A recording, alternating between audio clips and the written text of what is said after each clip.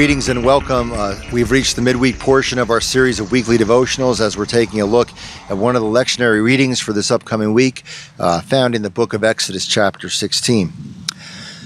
A friend of mine recently said to me that he was convinced that God listened to his prayers because God answered his prayers in exactly the way that he had requested. And so this, for him, was confirmation that indeed God always answers prayers.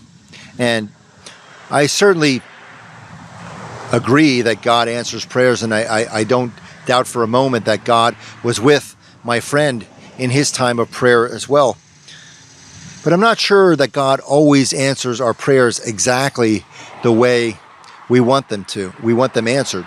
I remember a story which I've shared before, a woman who had been praying for something really important and meaningful, was dismayed because other people in her church had told her that they had prayed for such petty things as finding a parking space in the mall parking lot or baking perfect blueberry muffins, and everything they prayed for came out exactly as they had asked. And this woman wondered why her prayers had not been answered in the way that she had asked. And I think about my own life of prayer, and oftentimes God didn't answer exactly or instantly the way that I had wanted, but many times I had looked back later in life, sometimes years down the road, and had seen the way that God had responded to my prayers, and it wasn't really what I was hoping for or wanting at the time, but maybe it was the thing that I needed at the time.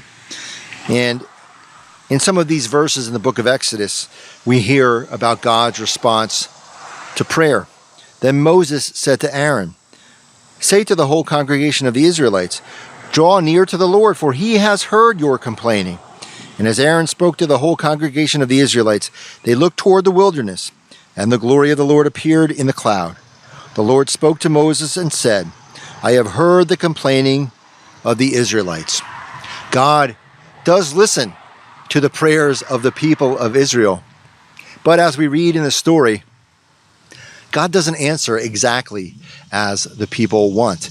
And it is only over time that the people eventually learn of God's abiding presence with them in the midst of their troubles and in the midst of their prayers. And they can see God's hand with them all along. But it doesn't happen right away. There's an old Garth Brooks song that says, "Thank God for unanswered prayers." And I'm not saying it's a bad song, but I don't know that I really believe in the lyrics, because I believe that God always answers our prayers. And maybe not in the ways that we want, but sometimes in the ways that we need. And sometimes God's presence with us is the answer. Amen.